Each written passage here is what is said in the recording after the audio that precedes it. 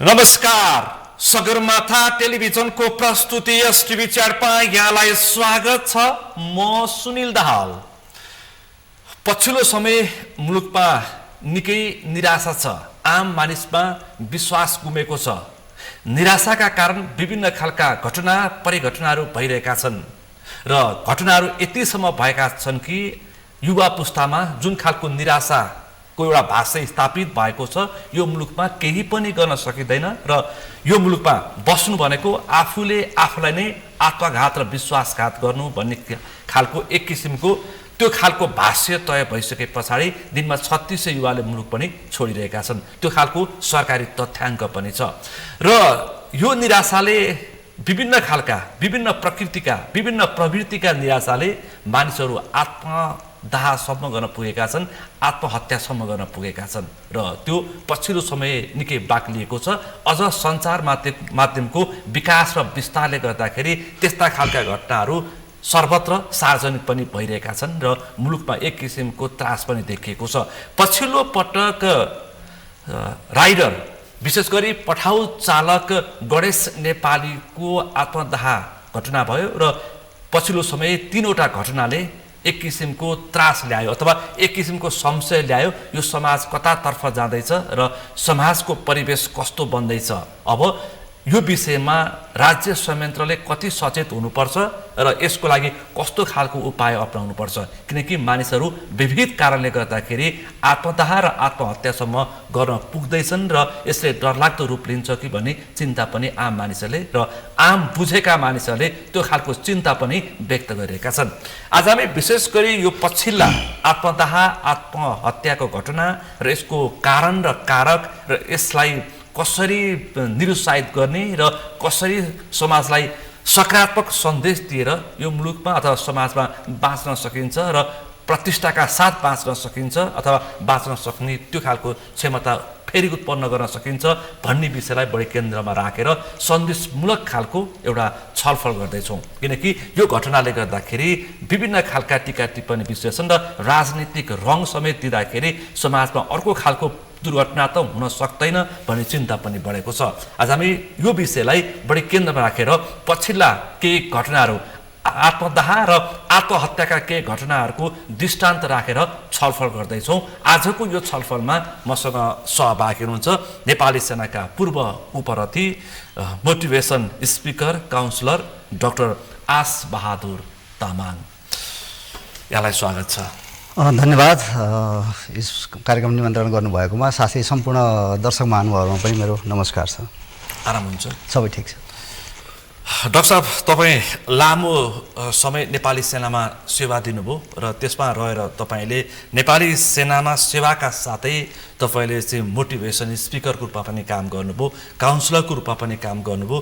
तपाईँले विभिन्न खालका यो जुन खालका अहिले पछिल्ला जुन खालका घटनाहरू घटेका छन् त्यसमा केन्द्रित रहेर निकै लामो समयदेखि यसमा अध्ययन अनुसन्धान अध्यापन पनि गराउँदै आउनु भएको छ। थोरै तपाईँको पृष्ठभूमि प्रस्ट्याएर त्यसपछि म खास विषयमा प्रवेश गर्छु। धन्यवाद। मेरो पृष्ठभूमि खास गरी यो साइकोलोजी सम्बन्धी, काउन्सिलिङ सम्बन्धी र आत्महत्या किन गर्छन् भन्ने सम्बन्धी चाहिँ मैले सेनामा रहँदा लगभग 36 वर्षको अवधिमा खास गरी आफ्नो अन्तर्गतका फौजलाई कमान्ड गर्दाखेरि गोलमपति, गणपति, बाइनपति, पेतनपति कमान्ड गर्दाखेरि उनीहरूको साइकोलोजिकल स्टडी गर्ने मौका र मेरो पहिलेदेखि नै यसमा बढी इन्ट्रेस्ट थियो। त्यस कारणले मैले post graduate diploma in counselling psychology मैले 2011 गरेँ। तर त्योभन्दा पहिला मैले अमेरिकामा साइकोलोजिकल वारफेयर चाहिँ 1999 गरेको थिएँ र त्यसको साथसाथै म साइकोलोजी डिभिजन नेपाल आर्मीको तत्कालीन साइकोलोजी डिभिजनको हेड, जुनमा चाहिँ हामीले माटोले माग्दैन आफैले दिनुपर्छ भन्ने कार्यक्रमहरू बनाउँथेँ, त्यसको हेड भएर पनि मैले काम गरेँ। त्यो नेपाली सेनाले एउटा वृत्तचित्र जस्तो गरी प्रस्तुत गर्थ्यो अब टेलिभिजन यहाँ टेलिभिजन मार्फत पनि त्यो प्रस्तुत भइरहेको र अहिले पनि त्यो निरन्तरता छँदैछ। त्यसको साथसाथै मैले अब यो स्ट्रेस म्यानेजमेन्ट सम्बन्धी चाहिँ प्रोफेसनल टक नेपाल आर्मीकै सबै सकल दर्जाहरूलाई प्रोफेसनल टक गर्नुको साथै फेरि यो साइकेट्रिक हेड्सहरू सम्मिलित मेन्टल हेल्थ सम्बन्धी सेमिनारहरू नेपाल आर्मीले सञ्चालन गरेकोमा मैले मोडरेटरको काम पनि गरेको थिएँ। त्यसको साथसाथै लगभग 4000 भन्दा बढी व्यक्ति, खास गरी सुरक्षा फौजहरू, सेना लगायत अरू विद्यार्थी इभन पत्रकारहरू समेत सम्मिलित लगभग 4,000 भन्दा बढीलाई चाहिँ एउटा सर्वे आत्महत्या सम्बन्धी सर्वे पनि गरेको थिएँ।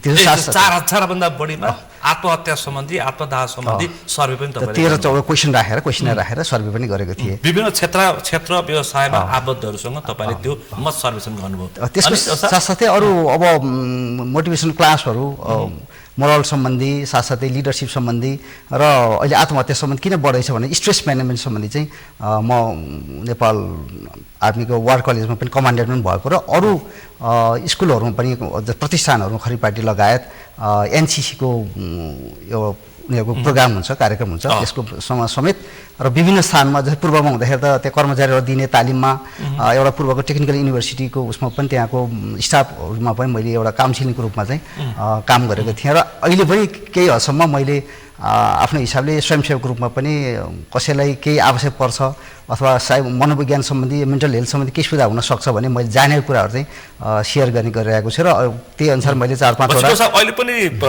एउटा मोटिभेसन स्पिकरको रूपमा चाहिँ काउन्सलरको रूपमा अझै पनि डाक्टर साहब चाहिँ अझै पनि सक्रिय हुनुहुन्छ। मैले गरिरहेको छु सेनामा होस् या अवकाश प्राप्त होस्। अनि त्यसपछि मैले अरू भन्दा नि यस सम्बन्धी विभिन्न लेखहरू 2011 साल अथवा चाहिँ के अरे एडी अथवा चाहिँ 2067 सालदेखि नै मैले विभिन्न किसिमको नेपालमा बढ्दो आत्महत्या अनि स्ट्रेस म्यानेजमेन्ट यी विषय सम्बन्धी चाहिँ मैले लेखहरू लेखेर मेरो पुस्तक समेत त्यो लेखको एउटा सङ्कलन गरेर सिपाहीको कलमबाट भाग 2 मा चाहिँ त्यो प्रकाशन समेत नै भएको स्थिति छ।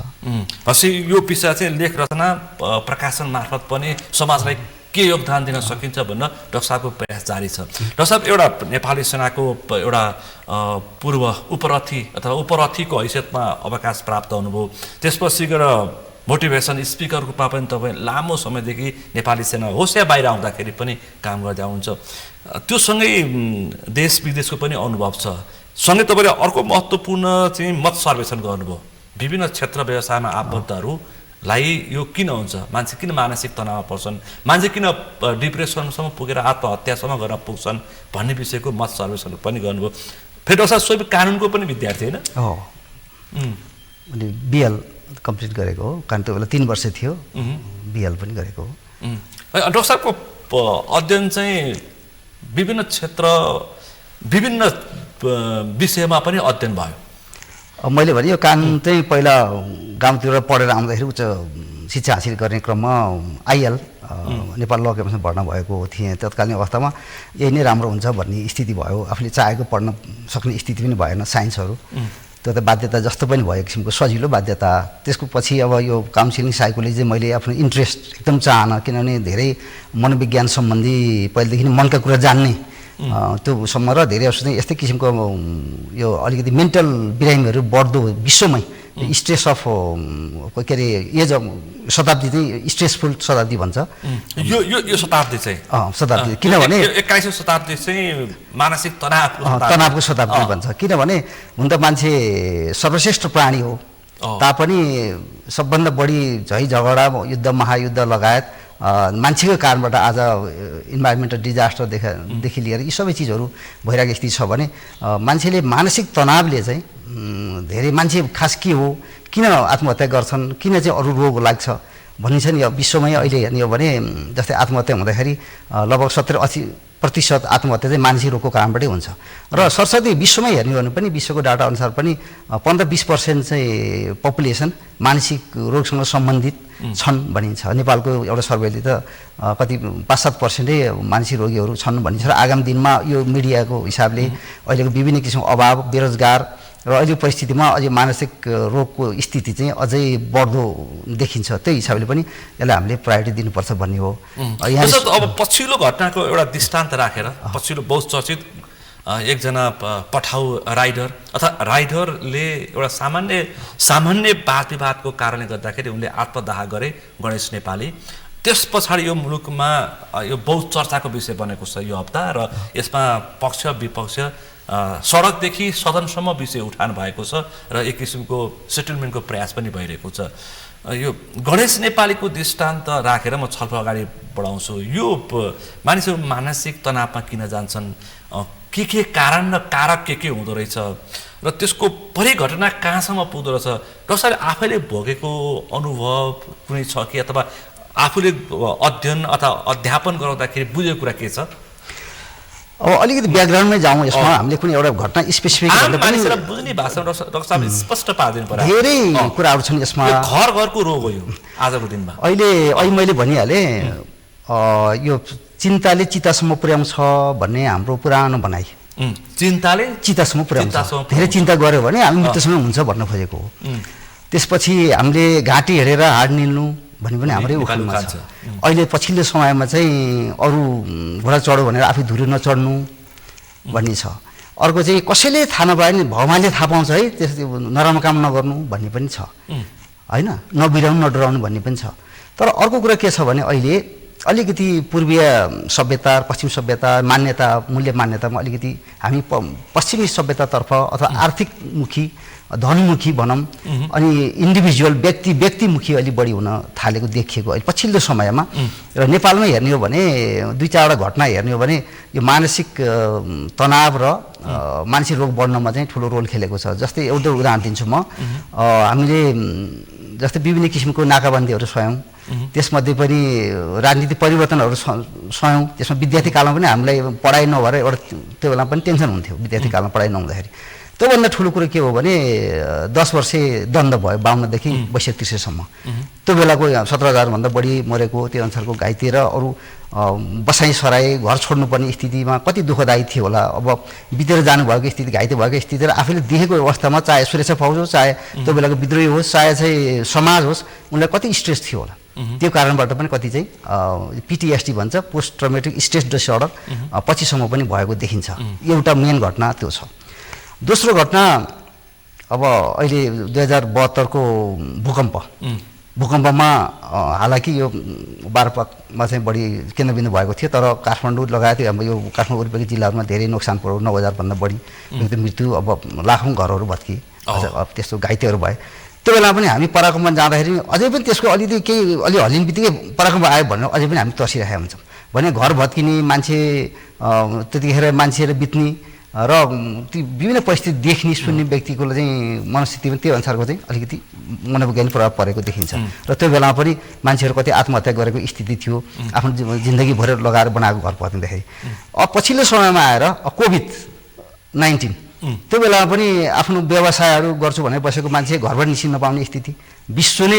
एउटा क्वारेन्टाइनमा बस्नुपर्ने स्थिति भएको बेलामा त्यसले पनि हामी विश्वलाई नै एउटा तनाव स्ट्रेस अथवा चाहिँ मानसिक रूपमा चाहिँ विचलन ल्याउने स्थिति पैदा गऱ्यो भने पछिल्लो समयमा हामीले हाम्रो देशमा हेर्ने हो भने जेनजी आन्दोलनमा त्यहाँ अप्रत्याशित रूपमा त्यस्तो घटना हुँदाखेरि पक्कै पनि त्यसमा बित्नुभएका लगायत घाइते हुनुभएका र त्यो परिस्थिति देख्नेहरूको पनि पक्कै पनि यो के हुँदैछ भन्ने भयो भने अर्को अलिकति हाम्रो समाजमा पनि अलिकति कस्तो भयो भने मभन्दा ठुलो कोही छैन म जाने कोही छैन मलाई तुरुन्त चाहिँ धनी हुनुपर्ने महत्त्वाकांक्षा बढी र बेरोजगारको चाहिँ चरम एउटा चाहिँ वितृष्णा भनौँ अब चाहिँ अहिलेको त्यो सुशासनको कमी आदि इत्यादिले गर्दाखेरि र आर्थिक अभाव त सही छ गरिबीको कुरा आइहाल्यो त्यसको साथसाथै आत्मसम्मानको कुराहरू हुन्छन् अनि त्यसपछि न्यायको कुराहरू हुन्छन् न्याय चाहिँ समयमा न्याय नदिनु न्याय होइन भन्ने कुराहरू छन् यस्ता समयमा न्याय नदिनु पनि अपराध भनिन्छ त्यो न्याय त अब कहीँ वर्षौँसम्म 20-30-40 वर्षसम्म पनि न्याय नपाएको स्थिति छ यस्तो यस्तो चिजले गर्दाखेरि त्यो मानसिक रोगहरू बढ्दै गएको र अहिलेको परिप्रेक्ष्यमा अलिकति नेपालमा पनि मानसिक रोग सम्बन्धित केही कदमहरू चालिए पनि अझ बढाउनु पर्ने स्थिति छ यही सबै चिजको कुराहरू र गभर्नमेन्ट यसमा चाहिँ धेरै व्यक्ति पनि जिम्मेवार हुन्छ परिवार जिम्मेवार हुन्छ समाज जिम्मेवार हुन्छ भने संस्थाहरू जुन हामी यी विभिन्न किसिमको अर्गनाइजेसन पनि जिम्मेवार हुन्छ भने गभर्नमेन्ट पनि यसमा जिम्मेवार केही न केही रूपमा हुन्छ गभर्नमेन्टको पोलिसीले गर्दाखेरि जब कुनै पोलिसी ल्यायो जुन पोलिसीले मान्छेले एफोर्ड गर्न सकेन अब भोलि के होला भन्ने भयो अब समाज भयो समाजले उसले चाहिँ समाजको अरू उभिनेर नाक देखाउनलाई सकिन भएन समाजले गर्दाखेरि यो समाज अघि मेरो विजेत भयो भन्ने किसिमको पर्न सक्ला घर परिवार भयो घर परिवार खोइ तिम्रो कमाइ धमाइ केही छैन खोइ के गरेर खान्छौ यस्तोले के गर्ला भन्ने आदि इत्यादि घर परिवारको जिम्मेवारी कुराहरू आउँछन् भने त्यसमा आत्महत्याका चाहिँ विभिन्न कारणहरू हुन सक्छन् एउटै कारण मात्रै होइन आत्महत्याको एउटै कारण चाहिँ हुँदैन एउटै कारणले प्रायः जसो हुँदैन एउटै खालको प्रकृति हुँदैन दर्शकले विभिन्न खालको विषयवस्तु समेटेर प्रस्तावने प्रयास गर्नुभयो भनेपछि एउटा पारिवारिक पनि हुन्छ कानुन सम्मत पनि हुन्छ कानुनी पनि हुन्छ अदालती प्रक्रियामा भएको ढिलासुस्ती पनि हुन्छ, त्योसँगै कार्यालयमा अरूमा पाउने दुःख पनि हुनसक्छ, त्यहाँको मान सम्मान पनि हुनसक्छ। अनि एक किसिमको हाम्रो समाज चाहिँ अत्यन्तै महत्त्वाकांक्षी र अत्यन्तै देखावटी भएको छ। अहिले पछिल्लो समय डाक्टर साहब सबभन्दा बढी चाहिँ कारण के हो त? यसो कारण र कारक चाहिँ सबभन्दा बढी चाहिँ के छ? विभिन्न फ्याक्टरले काम गर्छ, तर नेपाली समाजमा चाहिँ कुन फ्याक्टरले बढी काम गरिरहेछ? आज मैले प्राप्त पाएको डाटा अनुसार यो आर्थिक वर्षमा यो जेठसम्ममा 6282 जना ले चाहिँ आत्महत्या गरेको स्थिति रहेछ। त्यो भनेको पर डे लगभग 20 जनाले आत्महत्या गर्छन् यो विश्वमा।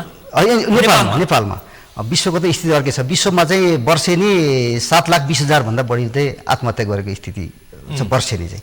नेपालमा चाहिँ दैनिक 20 जनाले अहिलेको डाटा अनुसार, आज यो यस आर्थिक वर्षको डाटा अनुसार। अथवा कोभिडको बेलामा त 24 जना पुगेको थियो त्यो बेलामा।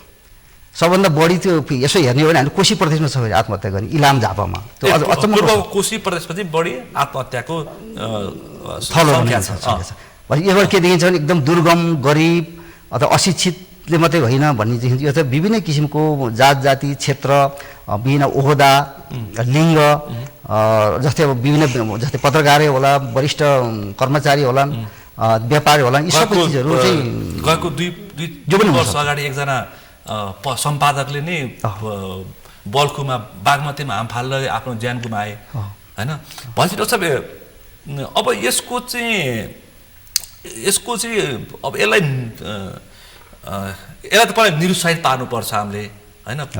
त्यसको लागि चाहिँ निरूपण र निरुत्साहित पार्नको लागि चाहिँ के गर्नुपर्छ? यस उपायहरू चाहिँ के हुन सक्छन्?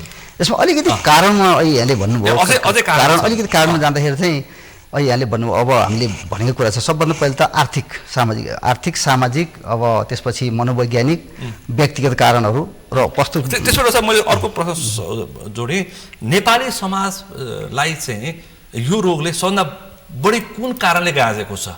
कुन कारणले प्रेसरमा राखेको छ? जो मान्छे आत्महत्या गर्न पुगेको छ, जो मान्छे आत्मदाह गर्न पुगेको छ, जसले चाहिँ आफ्नो ज्यान गुमाइरहेछ। अहिले कारण हेर्ने हो भने धेरै जसो त अब मृत्युकै कारण, आत्महत्याकै कारण त अब बढी झुन्डिएर छ, त्यसपछि बिखाएर छ, त्यसपछि अरू उपाय छ। तर त्यसमा पनि के कारण भन्ने हो भने सबभन्दा पहिला त हामीले देखेको त एउटै कारण भन्न मिल्दैन। यसमा फेरि म भन्छु, एउटा डिप्रेसनको, मानसिक रोगी बढी डिप्रेसन हुनेलाई यस्तो किसिमको हुन्छ, त्यसको फेरि अलि लेयर वाइज जान्छ। त्यसपछि आवेगमा आएर पनि हुन्छ, म उदाहरणसहित दिन्छु। त्यसपछि कहिलेकाहीँ ग्लानी भयो भने, हीनता बोध भयो भने पनि हुन्छ। अनि कहिलेकाहीँ चाहिँ कस्तो हुन्छ भने एकदम उसको फिलिङमा एक्लो, अत्यन्त एक्लो सम्झियो, मेरो कोही छैन संसारमा भनेपछि मान्छे त बाँच्न चाहने प्राणी हो नि त, सर्वश्रेष्ठ प्राणी। तर मान्छेलाई बाँचेर कुनै सार छैन, म संसारमा बाँचेको बेकार छ, मेरो कुनै सहारा छैन, संसारमा म एक्लो छु भन्ने भयो भने उसले आत्महत्या गर्ने हो। तर कहिलेकाहीँ जस्तै फुटबलमा, नेपालमा धेरै उदाहरण छन्, व्यक्तिगततिर नजाउँ। जस्तै फुटबलमा एउटा आत्मघाती गोल गर्नेले एउटा विद्यार्थीले आत्महत्या गरेको छ। यो के आयो? एक किसिमले भन्यो भने हीनता बोध आयो। साथीभाइले तैँले गर्दा चाहिँ गोल खानु पऱ्यो भनेर, हार्नु पऱ्यो भनेर एउटा हीनता बोधले भयो। अर्को एउटा के छ, कुनै चाहिँ प्रेमीको बिचमा चाहिँ के भने विश्वासघात गर्यो भनेर प्रेमीकै घरको अगाडि पनि आगो जलाएर मरेको स्थिति छ भनेपछि त्यो के भयो? एउटा विश्वासघात गर्यो, प्रेमीको सम्बन्धको कुरा भयो। कति त सामाजिक सञ्जालमा लाइभ छ भने आत्महत्या गर्यो। त्यो मात्रै होइन, यहाँ त कस्तो देखियो भने आर्थिक अभावको कारणले, जहाँसम्मलाई चाहिँ कोभिडको बेला हुनुपर्छ, आर्थिक अभावको कारणले गर्दा अब म पनि मर्छु, मेरो सन्तान मार्छु भने आमाले बालबच्चा सहित लिएर हाम फालेको स्थिति पनि छ। आर्थिक अभाव, म बचेर छोरीले दुःख पाउँछन् भनेर। अर्को कुरो, छोरा मान्छेले एउटा पारिवारिक सम्बन्धको कारणबाट चाहिँ अब अहिले त धेरै, अहिले हाम्रो समाज कस्तो भएको छ भने एकल समाजतर्फ, संयुक्त समाजबाट आइसोलेटेड समाजतर्फ गइरहेको र धेरै जसो हामी स्क्रिन टाइम बढी बिताउँछौँ। घर परिवार पनि सँगै बसेर गफ गर्ने, दुःख सुखको के छ भने भन्नुभन्दा पनि एक्लै बिताउनु। इभन श्रीमती पनि फरक फरक देशमा रोजगारीको जानुपर्ने बाध्यता, पढ्नको लागि जानुपर्ने बाध्यता, अथवा त्यो हिसाबले पनि के भयो? अझ यो सोसियल मिडियाले त्यो गरेर के भयो? घरमै मान्छेले एक्लो बनाइदिएको छ भने घरमा एक्लो बनाउनु त छँदैछ। अब फिजिकली पनि एक्लो भएपछि त्यसपछिको जुन विश्वासले हामीले, जो श्रीमान श्रीमती एक आपसमा, प्रेमी प्रेमिकाले एक आपसमा चाहिँ विश्वास गरेको थियो, त्यो विश्वासघात हुँदाखेरि पनि जस्तै घरहरू बिछोडिएको अवस्था अनि बिचल्ली भएको अवस्थामा जो कमाएको सम्पत्ति श्रीमानले खायो अथवा श्रीमती खायो भन्ने अवस्थामा पनि धेरै घर परिवारमा र त्यसरी मारेको अवस्था आएपछि म पनि रहेन श्रीमती रहेन भनेर त्यसरी मारेको अवस्था पनि छ भनेपछि यो अलिकति अपराधीकरण अथवा क्रिमिनल एउटा सोच र फिलिङहरू त्यसरी बढ्दै गएको छ। यसको मुख्य कारण चाहिँ अहिले भन्दाखेरि यहाँले भने जस्तै आर्थिक अभाव पहिलो आर्थिक अभाव हो। मेरो सर्वेमा भन्दाखेरि आर्थिक अभाव चाहिँ 51% थियो आर्थिक अभाव जुन 4,500 साढे 4,500 गरेँ भन्थेँ नि मैले सर्वे लगभग 51% आर्थिक अभाव। घरायसी कारणमा पनि 35% चाहिँ घरायसी कारण पनि देखिएको थियो। घरायसी सम्बन्ध 35% घरायसी कारण। त्यसमध्ये जस्तै मैले एउटा क्वेसन राखेको थिएँ आत्महत्याको फिलिङ मनमा कति आउँछ पहिले आएको छ अहिलेसम्म भन्दाखेरि लगभग 3%ले आत्महत्या फिलिङ आएको छ भने आत्महत्याको फिलिङ आउनु भन्नु नै त्यो चाहिँ डिप्रेसनतर्फ र आत्महत्या गर्न सक्ने चाहिँ एउटा रिस्क ग्रुपमा पर्न सक्ने मान्छे हो। त्यो सङ्केत ग्रुप हो रिस्क ग्रुप हो। यसको मतलब के हो भने भन्न त जीवनमा कहिलेकाहीँ मान्छेलाई एकदमै कुनै यस्तो क्षण आउँछ अरे आत्महत्या गरौँ लाग्न सक्ने क्षण पनि आउँछ अरे जिन्दगीमा मान्छेले एक न एकचोटि त्यो एउटा इम्पल्स भन्छ कति समयमा एक सेकेन्ड आउँछ अरे त्यो बेलामा त्यो सबै बादबाट जुट्यो भने त्यो बेलामा कहिलेकाहीँ एउटा आवेगमा आएर पनि मान्छेले आत्महत्या गरेको स्थिति पनि छ।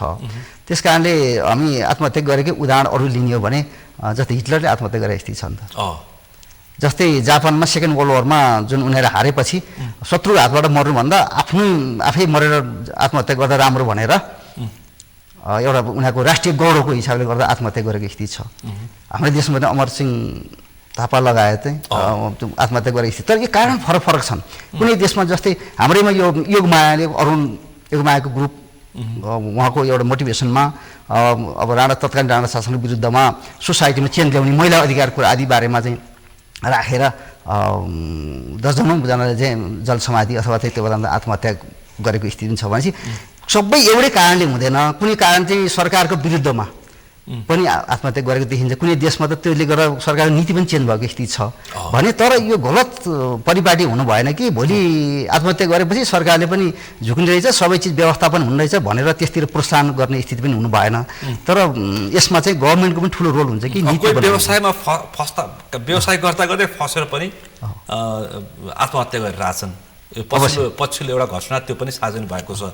अब एकजना चाहिँ अब एकदमै शिक्षित जो सर्लाहीका विवेक मण्डलले पनि उनले आत्मदाहको प्रयास गरे।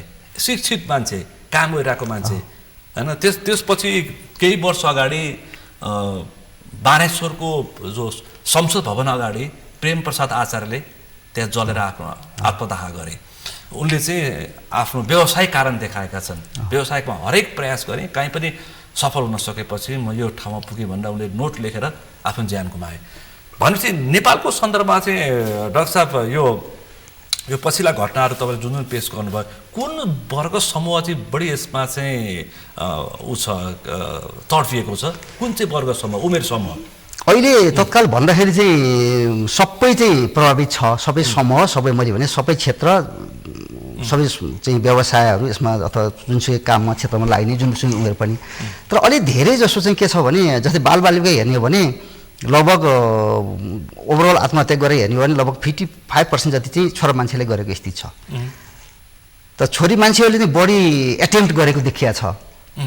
महिला र पुरुष लगभग तेब्बर एटेम्प्ट गर्ने महिला तर पुरुषले चाहिँ त्यो उसको सक्सेस भनौँ अब त्यसलाई सक्सेस त अहिले भनौँ नकारात्मक रूपमा के लिन्छ तर उसले गरेको एटेम्प्ट चाहिँ पुरा गर्ने धेरै खेर नजाने भने त्यसरी पुरुषले गरे भएर अब एटेम्प्ट चाहिँ महिलाले गरे देखे पनि पुरुषको चाहिँ धेरै चाहिँ आत्महत्या गरेको देखिन्छ लगभग 50-55% भने मैले। त्यसमा बालबालिकातर्फ हेर्ने हो भने बालबालिकामा हेर्ने हो भने लगभग 1/3 भनौँ 2/3 हिसाबमा चाहिँ जस्तै अहिलेकै लेटेस्ट डाटा हेर्ने हो भने जस्तै 2000 जना चाहिँ 200 समथिङ जना चाहिँ बालक छ भने त्यसको बालिका चाहिँ 600 जना जति छ। भनेको मतलब के भने फेरि बच्चा महिलाहरू चाहिँ केटहरू भनौँ किशोर अवस्थाको चिजहरू चाहिँ छ।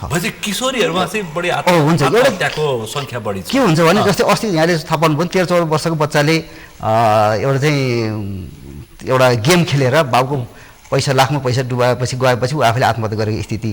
बच्चाले मोबाइल किन्दैन भनेर पूर्वतिर नै हो त्यो मोबाइल किन्ने केही वर्ष अगाडि मोबाइल किन्दैन भनेर आत्महत्या गरेको मोटरसाइकल किन्दिएन भनेर आत्महत्या गरेको स्थिति, घरमा सानोतिनो झगडा क्या, त्यो मोबाइल पाएन भनेर आत्महत्या गर्ने स्थिति छ। डिमान्ड पुरा नहुँदाखेरि पनि बालबालिकाले पहिला एसएलसी फेल हुँदाखेरि पहिला हामी त्यो बढी सुन्थ्यौँ अहिले जो चाहिँ अहिले चाहिँ यो जिपिएस सिस्टम भएपछि त्यो अलिकति घटेको छ भने असफलताले गर्दा पनि आत्महत्या गर्ने स्थिति हुन्छ भने अर्को जिपिएस सिस्टममा प्रतिशत आफूले भन्दा आफ्नो साथीले बढी कसरी ल्यायो भन्ने पनि एउटा आत्महत्या गरेको दृष्टान्त त्यो छ भने अहिले यहाँले भन्नुभएको चाहिँ हाम्रो केमा छ भन्दाखेरि यो सोसियल मिडियाले पनि त्यो चाहिँ एकदमै ठुलो रोल खेलेको छ कि यो आत्महत्या गर्नमा प्रेरित गर्ने। अलिकति मान्छे धेरै एआईको जमाना भयो अहिले भन्छ, मान्छेमा अन्तर्संवाद भन्दा अलिकति यो टेक्निकल उसले चाहिँ धेरै दिमागलाई पनि असर पर्छ भन्छन्। हाम्रो हिसाबमा यो चाहिँ अलिकति स्टडीले बताउला, तर धेरै मोबाइल चलाउने व्यक्तिहरूको हामीले पनि अनुभव गर्छौँ भने हामी अबेलासम्म बस्यौँ भने भोलिपल्ट कस्तो अप्ठ्यारो हुन्छ, टाउको दुखे जस्तो फिल हुन्छ भने दैनिक बिहान बच्चादेखि नै हामीले राम्रोसँग प्यारेन्टिङ गर्न सकेनौँ, बाबामा त पनि त्यसमा भुल्ने छोराले यसले अलिक झगडा गऱ्यो यो मोबाइल खेलेर बस भन्नु लगाइदिनु थालेपछि यो चाहिँ एउटा झिल्कोको रूपमा अथवा चाहिँ यो चाहिँ सोसाइटीमा नि पछिसम्म अझ बढ्दै जाने रूपमा छ भने मेन कारण चाहिँ यहाँले भने जस्तो म फेरि पनि भन्छु एउटा आर्थिक कारण भयो, अभावको कारण। अहिले किशोर अवस्था भने कस्तो हो भने सबभन्दा किशोर अवस्था भन्नाले 13-14 देखि 17-18 वर्षसम्मको उमेर चाहिँ पुरा अडल्ट भइ नसकेको बच्चा पनि होइन भनेपछि मलाई सबै थाहा छ, एकदमै त्यो चाहिँ कस्तो अवस्था भयो भने माथि बाबाले भन्दाखेरि म एडल्ट भइसकेँ अब भन्ने हिसाब हुन्छ।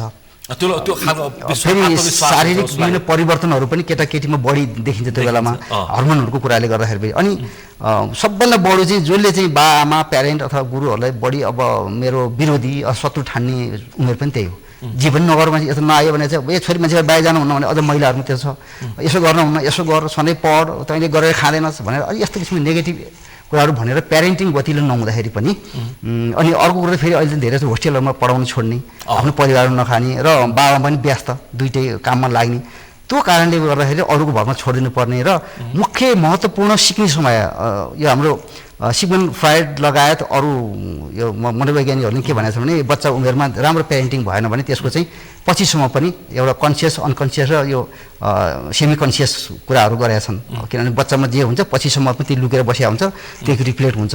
व्यक्तिगत कुरामा पनि कति कुरा वंशानुगत हुन्छ, कति कुरा सिकेर जानिन्छ भने कति कुराहरू समाज सोसाइटी धर्म रीतिरिवाजले पनि हामीलाई सिकाएको हुन्छ भने यी चिजहरू गर्दा सबै चाहिँ कसरी उसले डिल गर्छ। कोही चाहिँ अरूलाई दोष लाउने हुन्छन्, कोहीले चाहिँ होइन मैले गरेर दोष लाउने हुन्छ, कोही भगवान्लाई दोष लाउने होलान्, कोही चाहिँ टाइप ए टाइप बी भन्छ व्यक्तित्व चाहिँ जुन चाहिँ अब उसले चाहिँ कुनै चाहिँ एग्रेसिभ हुने, धेरै बोल्ने, अलिकति अगाडि बढ्ने हुन्छ नि हामी यो चाहिँ अलिकति त्यस टाइपको, कुनै चाहिँ अलिकति एकान्तमा बस्ने नबोल्ने यो चाहिँ लजाउँछ भने त्यस्तै किसिमको होलान्। यसले पनि फरक पर्छ र कुनै कुनै चाहिँ अब हर्मोन र उनको व्यक्तिगत गुणहरू वंशानुगतबाट आएको क्रियाले पनि फरक पर्छ। तर हाम्रोमा चाहिँ सबभन्दा ठुलो कारण चाहिँ एउटा आर्थिक देखिएको छ, त्यसपछि अहिलेको सोसियल मिडियाहरूको चाहिँ कुप्रभाव भन्छु म त्यो पनि हो, र अर्को गरिबी भने चाहिँ आर्थिकमा आइहाल्यो, त्यसपछि गरिबी भयो, बेरोजगारी भयो, अनि समाजको बनावट समाजको बनावटी अत्यन्तै देखावटी महत्त्वाकांक्षी भयो, आर्थिक पैसा कसरी कमाउने, छिटो कमाउने, फेरि फेलियर सहन नसक्ने, र अर्को कुरो चाहिँ अहिलेको बस्न पनि असफलता सहनै नसक्ने छिटो सफलता चाहिने। अर्को कुरा चाहिँ अरू प्रतिस्पर्धा गर्ने, अस्वस्थ प्रतिस्पर्धा र मान सम्मान जुन खालको हाम्रो सामाजिक नैतिकता थियो त्यो पनि बाआमा गुरुलाई मान्नुपर्ने अथवा सोसाइटीमा कसरी बोल्ने भने त्यो भन्दा पनि म नै ठुलो हुँ मैले गर्न सक्छु भने अनि हिंसात्मक प्रवृत्ति क्या अलिकति नकारात्मक प्रवृत्ति त्यस्तो पनि अलिक बढ्दै गएको हो कि। र यसमा चाहिँ सबभन्दा दोष चाहिँ मलाई साँच्चै भन्यो भने पहिलो प्यारेन्टबाटै सुरु गर्नुपर्छ, प्यारेन्टिङ, त्यसपछि गुरुआमाहरू हुन्छ स्कुलबाट, परिवार नै बढी सचेत हुनु पर्यो, परिवार सचेत हुनु पर्यो। किनभने हामीले तलाउनलाई स्कुललाई मास्टरहरूको काम हो, अब गुरुहरूको काम हो भने स्कुल छोडिदिने अथवा होइन त्यो मात्रै होइन भएर अर्को त होस्टेल छोडिदिने, अब घरमै राख्न सक्ने स्थिति भए पनि होस्टेल छोडिदिने, अब होस्टेल भए पनि स्कुलको गेटसम्म छोडेपछि तनावमुक्त। अनि परिवार यी चिजहरूले पनि हाम्रो सोसाइटीको नर्म्स एन्ड भ्यालुज यो जुन हाम्रो सामाजिक सामञ्जस्यता थियो र अर्को चाहिँ पोलिटिकल चेन्जहरू आयो नि बारम्बार, एक आफ्नो दाजुभाइ नै अब दलगत हिसाबमा बाँडिने, अनि अर्कोले चाहिँ राम्रो काम गरेर नराम्रो काम गरेर जसरी कमाए पनि कसरी कमायो भन्नेतिर नगइकन उसको स्टाटस चाहिँ अर्को बन्दिने र मान्दिने प्रवृत्ति भयो।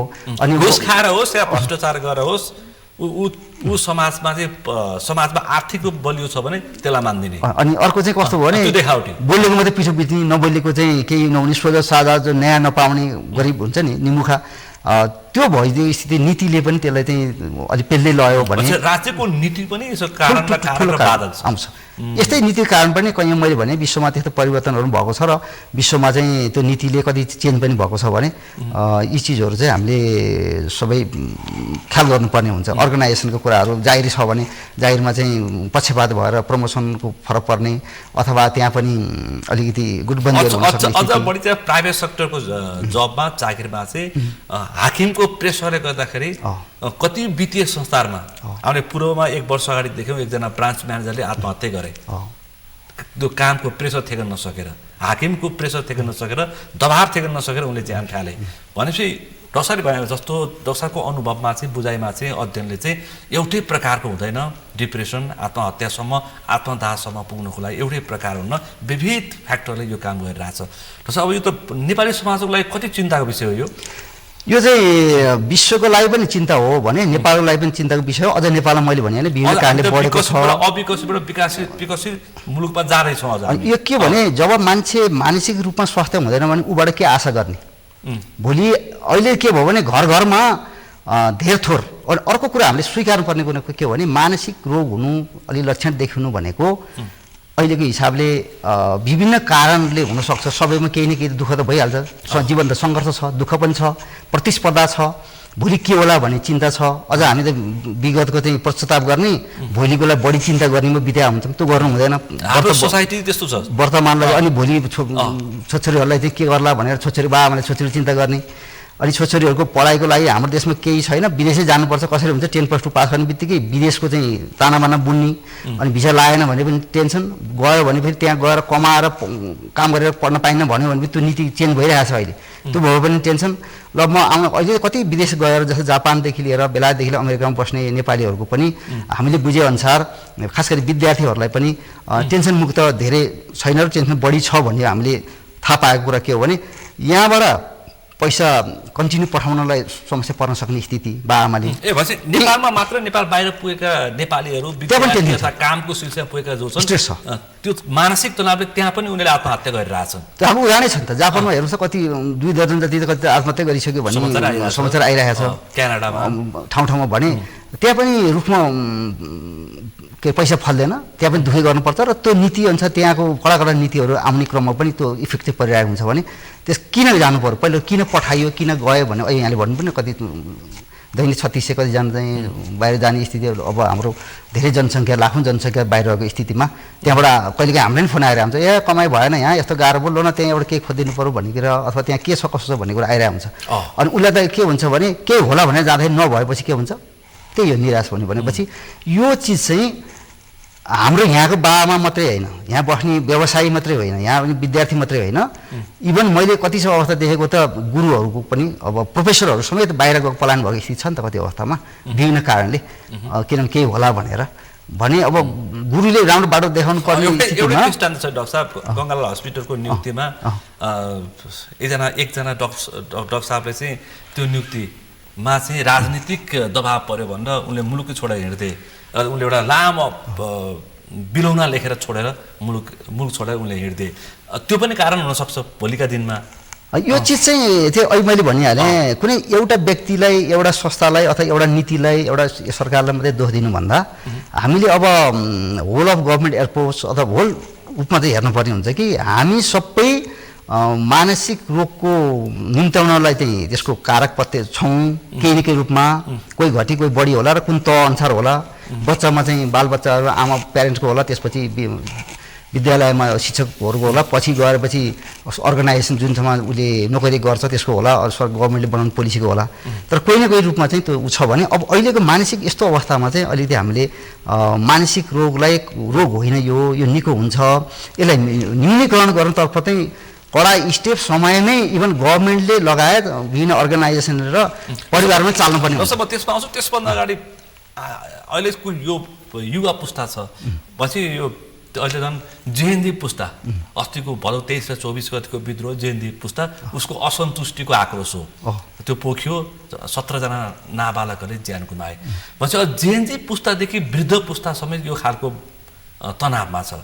उसले यो मुलुकमा केही पनि हुँदैन, यो मुलुकमा बस्नु नै अपराध हो भन्ने खालको एउटा मानसिकता बनाएको छ। अनि उसले सबै दोष चाहिँ राज्य संयन्त्र लगाउँछ, आर्थिक होस्, सामाजिक होस्, राजनीतिक हो।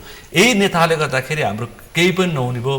अहिले ठुलो ठुलो यो मानसिक तनावको, यो डिप्रेसनको, आत्मदाहको, आत्महत्याको सबै धेरै कारणमध्ये ठुलो कारण चाहिँ यो राज्यको संयन्त्रमाथि आक्षेप लगाइरहेछन्। अब राज्यले के गर्नुपर्छ तपाईँको बुझाइमा डाक्टर साहब?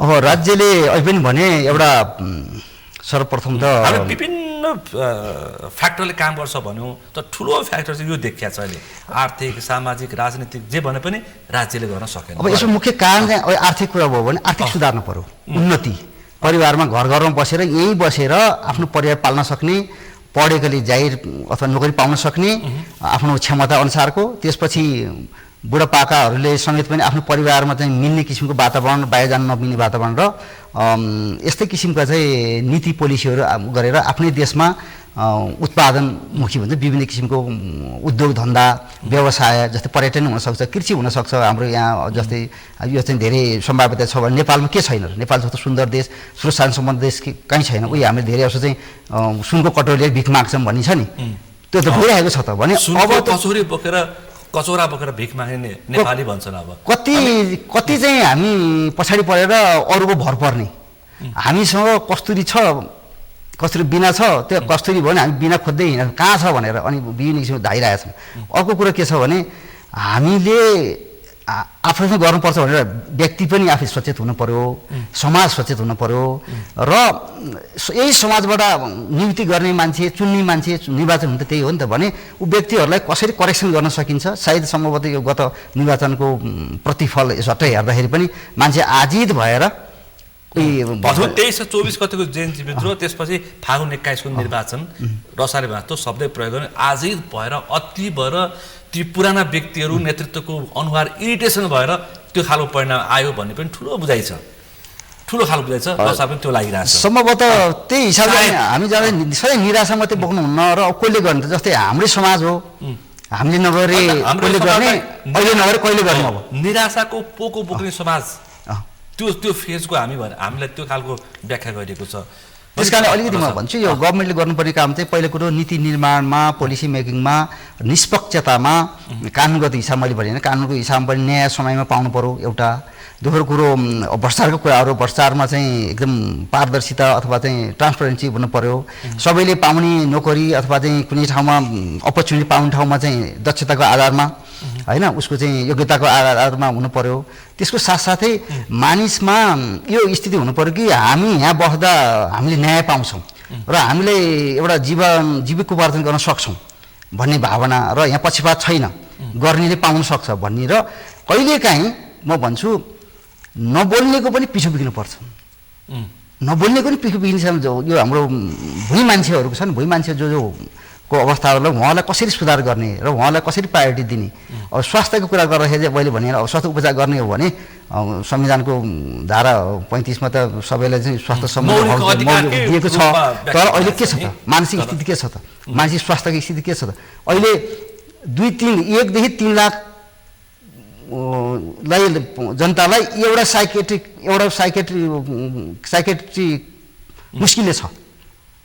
हेर्नुहोस् त, मानसिक रोगको अहिले स्थिति छ भने अब हामीले के भने मानसिक रोगलाई प्राथमिक रोगमा चाहिँ मानसिक यो तल्लो तहसम्म चाहिँ मानसिक रोगलाई उपचार गर्न सकिन्छ र मानसिक स्वास्थ्य सम्बन्धी चाहिँ ध्यान दिने हिसाबले उपचारको लागि चाहिँ हामीले चाहिँ के भन्नु डेभलप गर्नु पर्यो। मानसिक प्रत्येक घरमा एउटा सदस्य मानसिक रोगी छ अहिले भन्न मिल्छ, लगभग अहिले हुन सक्छ भन्ने हुन सक्छ। भोलि त्यो रोगी, त्यो डिप्रेसनमा पुगेको रोगी भोलिले उसले आत्महत्या पनि गर्न सक्छ, आत्मदाह पनि गर्न सक्छ, ज्यान फाल्न सक्छ। अनि घरमा एउटा मान्छे रोगी भएपछि मेरो आफ्नो अनुभव र अहिले देखेको सबैतिर काउन्सिलिङ गरेर हेर्दामा चाहिँ जब घरमा कोही मानसिक एउटा रोगी हुन्छ त्यसको पनि तह हुन्छ, कुन तहमा छ उसले चाहिँ अब कहिले त काउन्सिलिङबाटै गरेर हुनसक्ने कि भर्खर लक्षण देखाएको हो कि औषधि नै खानुपर्ने हो कि आत्महत्याको स्थिति पुगिसकेको छ, त्यो त आफ्नो ठाउँमा छ। हाम्रो फेरि अहिले लुकाउनु चलन छ।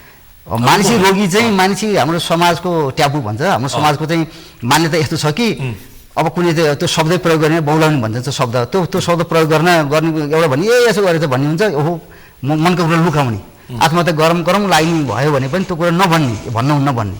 र हामीले मानसिक रोग भनेको यो अलिकति यो भएपछि सोसाइटी बस्नै सकिन्न राम्रो हुन्न भन्ने भएको नै मान्छे लुकाउँछ भने त्यो मानसिकताबाट पनि अब माथि उठेर गभर्मेन्टले काउन्सिलरहरू त स्वास्थ्य विज्ञहरू भन्छ मानसिक स्वास्थ्य विज्ञ साइकेट्रिकहरूको चाहिँ अलिक वृद्धि गर्नुको साथसाथै हुन त अहिले पढाइमा साइकोलोजी सम्बन्धी अध्ययन गर्ने विद्यार्थी कम बढ्दो छ अलिक सुधारिएको छ धेरै चाहिँ योगाहरू क्लासहरूदेखि साइकोलोजी सम्बन्धी गर्दैछ समस्याको समाधान उपायमा आउँछु पछिल्लो समय चाहिँ यो दुरुसानको विषय चाहिँ धेरै चर्चाको विषय बनेको छ चर्चित घटनाक्रमहरू पनि पछिल्लो समय देखिए दुरुसारले गर्दाखेरि मान्छेले आत्महत्या गरेर आछन् यो चाहिँ कस्तो खालको चाहिँ तनाव हो यो कस्तो खालको मानसिक तनाव हो यो अब कानुन पछिल्लो समय यो विषय राष्ट्रिय राजनीतिक रूपमै राष्ट्रिय इस्युको विषय पनि बन्यो अहिलेसम्म कानुन कुरा पनि गर्नुपर्ने हुन्छ दुरुसान के मुलुकी अपराध संहिता 2074 को 128 मा के लेखेको छ भने यो चाहिँ कसैलाई चाहिँ आत्महत्या गर्न प्रेरित गर्नु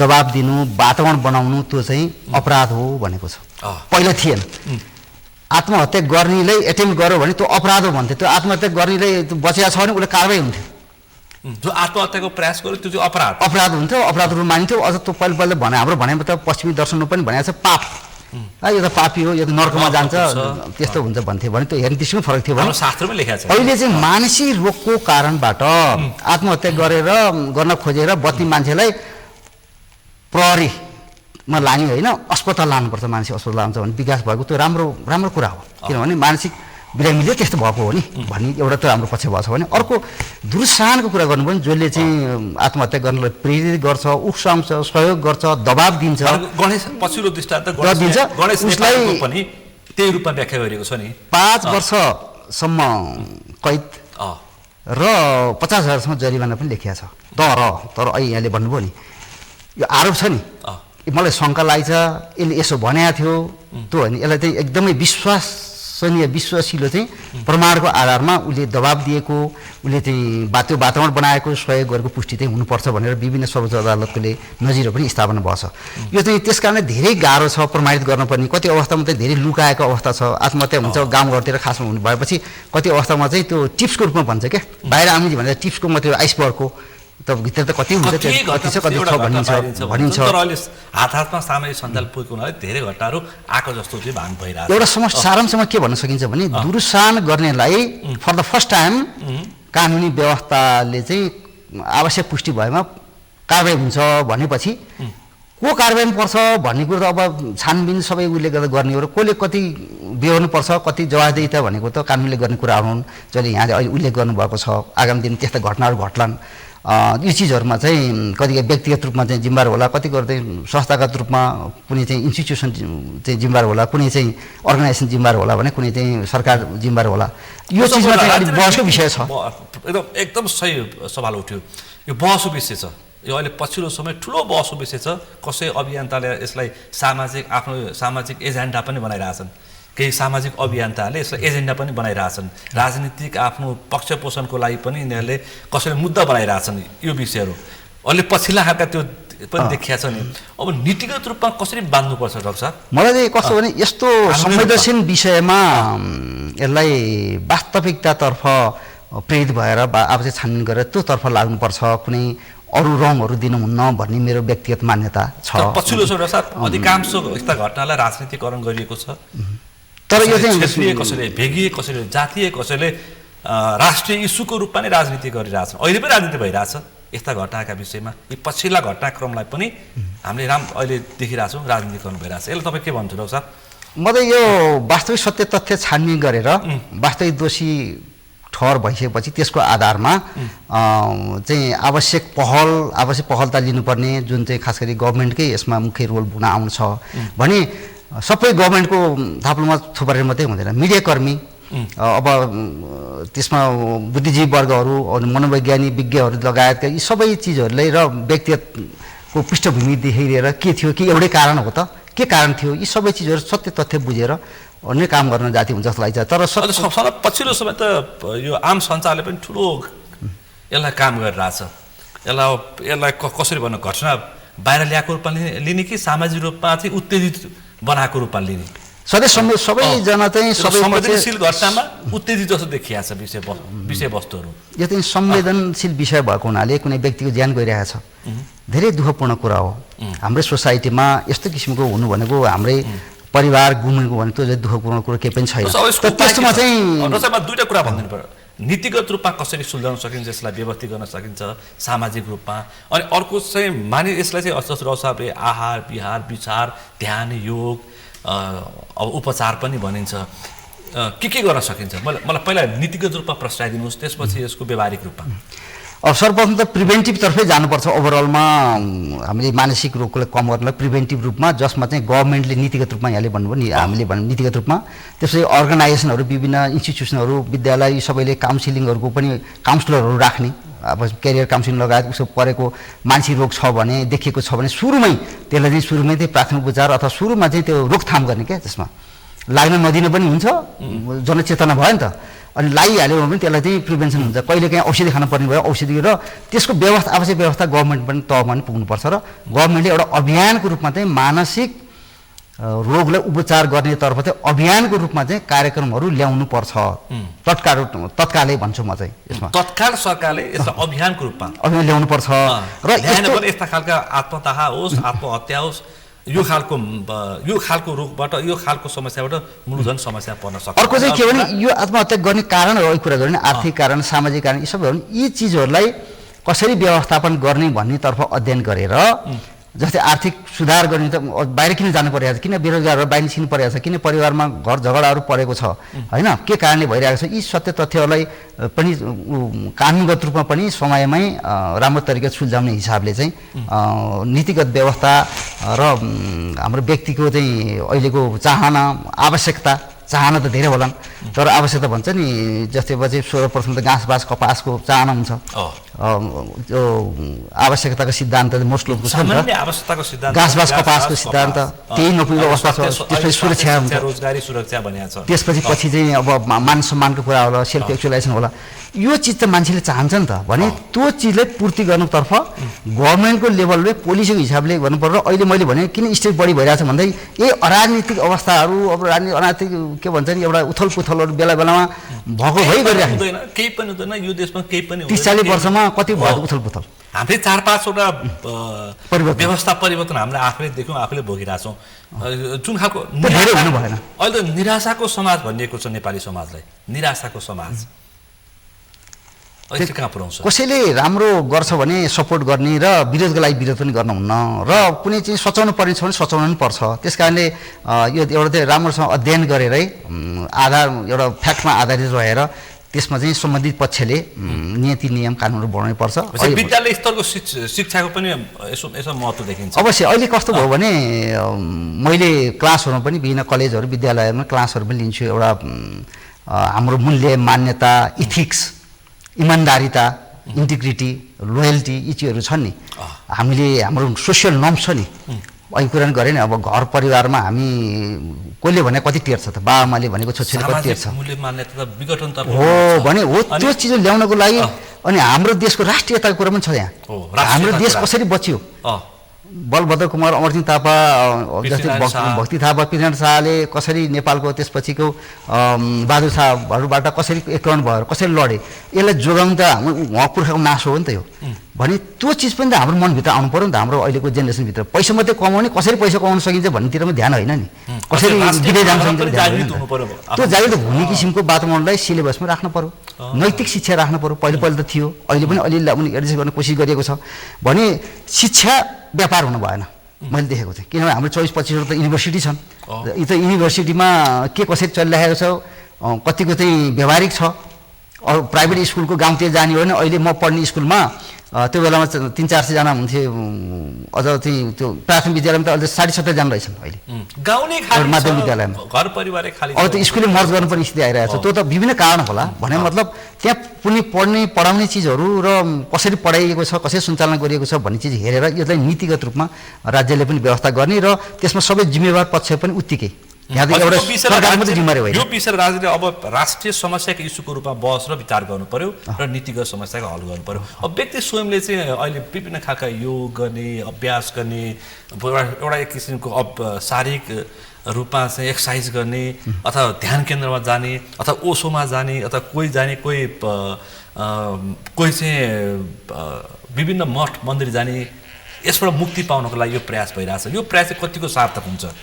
अब यसमा यो सानो उपायहरू सोध्ने हो भने कसरी यो अझ भन्दाखेरि आहार डक्टरले भन्दै आउनु भएको छ मैले आहार विहार विचार र व्यवहार राम्रो हुनु पर्यो। भनेको त आहार भनेको चाहिँ हामीले जहाँ रहेछ खाने त्यस्तै किसिमको खानपिनहरूको अव्यवस्था गर्ने, कुसमयमा खाने, 12-1 बजीतिर खाने। आहार पनि एउटा समस्या, आहार समस्या किन आहारबाट हो नि त। कस्तो ज्यान छ तपाईँ कस्तो हुनुहुन्छ भने खानेकुराबाट हेर्नुहोस् भन्छ क्या। कस्तो खान्छ उसको प्रति व्यक्तित्व त्यहाँ झल्किन्छ भन्छ। अब बिहार भनेको उसले आवश्यक अनुसार हामीले के भयो भने हामी त माथि छुँदैनौँ, गाह्रो मान्छौँ, भित्र बसेछौँ। आफ्नो वरिपरि कसैको चाहिँ घर जमिन होला गाउँतिर खेतीपाती अहिले खेतीपाती गर्ने जम्मै घरबारी जम्मै खरबारी भएको छ। यहीँ पनि हामीले गर्न सकिन्छ भने माटो छुनेदेखि लिएर वरिपरि घुम्ने भनौँ ट्रेकिङ वकिङ त्यो छ नि, त्यो भनेको आवश्यक हुन्छ हिँड्ने दौडिने एक्सर्साइज गर्ने। त्यसपछि के हुन्छ त विचार भनेको सकारात्मक विचार राख्ने।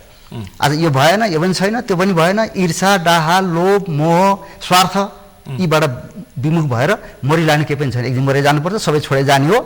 तर बचिन्जेल सकेछ उपकार गरौँ नभए अपकार नगरौँ। एक दिन भोलि मर्नुपर्छ भन्ने सोचेर बसौँ त। अनि त्यसपछि हामीले अथाह रूपमा कमाउने सम्पत्तिको पनि खासै काम हुनु अहिले पनि चाहिन्छ नि।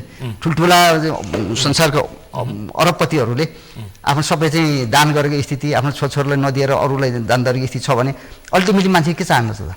अरूलाई सहयोग गर्नुमा पनि उसले चाहिँ ठुलो उपकार आत्मसन्तुष्टि पाउनु छ नि त। अल्टिमेटली आत्मसन्तुष्टि हो नि त।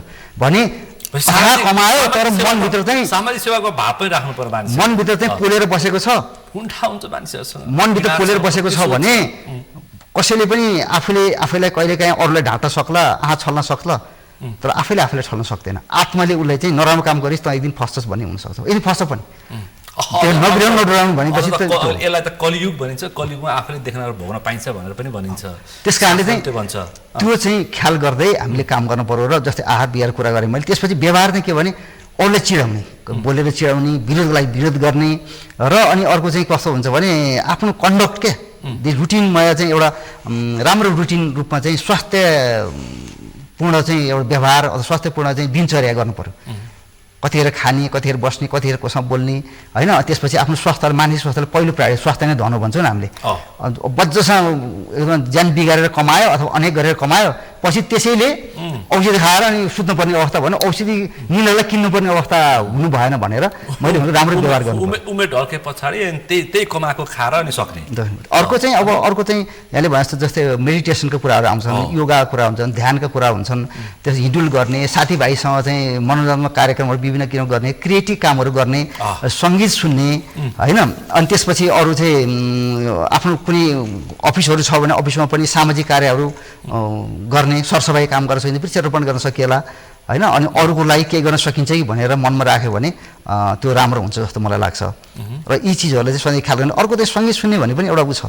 जस्तै ग्लुमी सन्डे भन्ने पहिला 1930 जस्तो लाग्छ मलाई। त्यो बेलामा त्यो हङ्गेरियन यो डेथ सङ भन्छ क्या, त्यो सुन्नु चाहिँ कति चाहिँ भनाइअनुसार त 100 जन जति नै त्यसको कारणबाट मृत्यु भयो भन्छन्। हालाकि औपचारिक रूपमा चाहिँ त्यो पुष्टि त नभयो होला भने हामी सुन्दाखेरि पनि कस्तो सङ्गीत सुन्थ्यौँ। त्यस्तै बिरह लागिरहेको छ, बिरह सङ्गीत सुनेर अनि जाडो चाहिँ खाँदै बिरह के अरे गीत सुनेपछि के होला।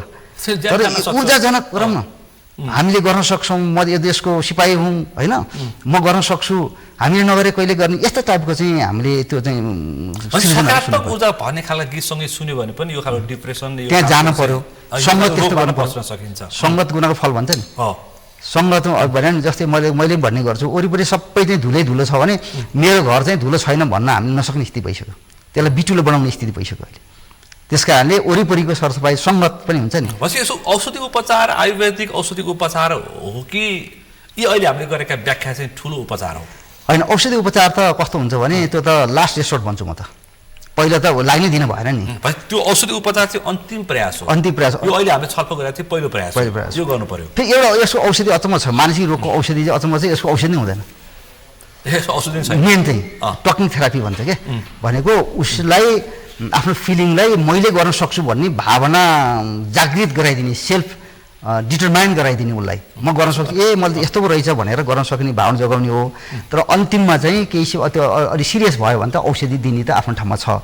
तर औषधिसम्म पुग्नु भनेको त्यो सिरियस अवस्था हो चाहिँ मानसिक रोगीको चाहिँ। तर औषधि खाएर पनि फेरि त्यहाँ काउन्सिलिङ गरेर पनि त्यो चाहिँ उपचार गर्न सकिन्छ। त यसमा एउटा थ्योरी छ क्या। म अन्तिममा छु साहब, अन्तिममा त्यसमा 10-90 थ्योरी भन्छ क्या यसलाई। कुनै पनि घटना चाहिँ 10% हो, 90% त्यसप्रतिको गर्ने प्रतिक्रिया हो भन्छ क्या। जस्तै उदाहरणलाई भूकम्प गयो 72 सालमा, हामीले त्यही भूकम्पले पुरिएर बसेका फ्यामिलीहरू मान्छेहरू घर त्यस्तो भएको मान्छे पनि बचेर हाँसी खुसी अथवा चाहिँ अब जस्तो जे हुनु भइसक्यो संसार चित्त बुझाउनु पऱ्यो भनेर बसेर पनि देखियो। कोही मान्छे चाहिँ त्यही घटना त्यही हो नि, एउटा घर चिरिने बित्तिकै त्यो मान्छे मानसिक रोगी भयो पनि देखियो। भएपछि उसले कस्तो प्रतिक्रिया गर्छ क्या, त्यसो प्रतिक्रिया चाहिँ ठुलो कुरो। यही घटना पनि जस्तै कोभिड आउँदाखेरि पनि हामी देख्यौँ नि, कुनै त यस्तै छ घरमा बस्नुपर्छ भन्यो भने कुनै त अत्तासिएर कोभिडको जस्तो अन्तिममा निष्कर्ष रूपमा भन्दाखेरि जुन हामीले पछिल्लो छलफल गऱ्यौँ यसको चाहिँ विभिन्न अभ्यासहरूको अनि आफ्नै बानी बेहोरा आफूले आफूलाई नियन्त्रण गर्ने विषय नै यो मानसिक रोगबाट अथवा यो चाहिँ डिप्रेसनबाट जोगिन सकिन्छ। यसबाट जोगिएन भने चाहिँ मान्छेले ज्यान फाल्छ। राज्यले कानुनी रूपमा शैक्षिक रूपमा हरेक दृष्टिकोणबाट राज्यले यसलाई राष्ट्रिय इस्युको रूपमा बहसमा ल्याउनु पर्यो। ठ्याक्कै समय सक्यो डाक्टर साहब, यो समय र संवादलाई विशेष रूपमा आभार व्यक्त गर्न चाहन्छु। धन्यवाद। यो जीवन चाहिँ हाम्रो सुन्दर छ, त सङ्घर्ष छ, तर चाहिँ यसलाई हामीले चाहिँ सही प्रयोग चाहिँ गर्नुपर्छ भनिरहेको छ। अरूको लागि पनि हामीले खर्च गऱ्यौँ भने स्ट्रेसबाट चाहिँ हामी मुक्त हुन सक्छौँ र आत्मसन्तुष्टि नै जीवन हुनसक्छ। अनि जीवनलाई अमूल्य जीवनलाई खेर फाल्न हुन त्यत्तिकै भन्ने म चाहन्छु। धन्यवाद। आज विशेष गरी पछिल्लो समय केही घटनाहरू सार्वजनिक भए, आत्महत्याको आत्मदाहको घटना सार्वजनिक भए र यी घटना पछाडि नेपाली समाज कहाँ जाँदैछ, के हुँदैछ भन्न एक किसिमको हायल कायल पार्न सक्छ कि आतङ्कित भएको पनि अवस्था छ। यसलाई राष्ट्रिय राजनीतिमा सडकदेखि सदनसम्म राजनीतिकरण पनि गर्न प्रयास गरिएको छ। यसबाट जोगिन लागि नेपाली समाज कहाँनिर छ, यो अहिलेको यो पछिल्ला घटनाले नेपाली समाज कहाँनिर छ लगायतका विषय प्रसङ्गमा आज हामीले बहुआयाम तरिकाले छलफल पनि गऱ्यौँ र यसको निष्कर्ष दिने पनि प्रयास गऱ्यौँ। र अवस्था डरलाग्दो छ, जोगिनुपर्छ र त्यसमा राज्य पनि जिम्मेवार हुनुपर्छ र स्वयं नागरिक पनि जिम्मेवार हुनुपर्छ भन्ने दृष्टिकोण राखेर छलफल गऱ्यौँ। आजको यो छलफलमा मसँग सहभागी हुनुहुन्थ्यो नेपाली सेनाका पूर्व उपरथी र मोटिभेसन स्पिकर काउन्सिलर डाक्टर आस बहादुर तामाङ। आजको विषय प्रसङ्ग यति नै। भोलि अर्को विषय प्रसङ्गका साथ एसटिभी च्याटलोनी बाचा गर्दै म सुनिल दाहाल पनि बिदा चाहन्छु। सगरमाथा टेलिभिजन हेर्दै गर्नुहोला। नमस्कार।